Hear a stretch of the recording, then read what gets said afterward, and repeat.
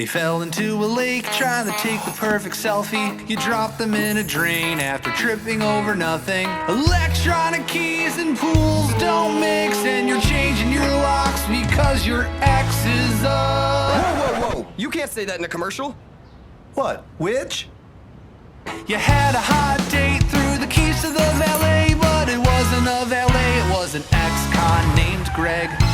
The very next day you get a call from the police. They found your car, but you have no keys. You know, sometimes that does happen. 734-680-0913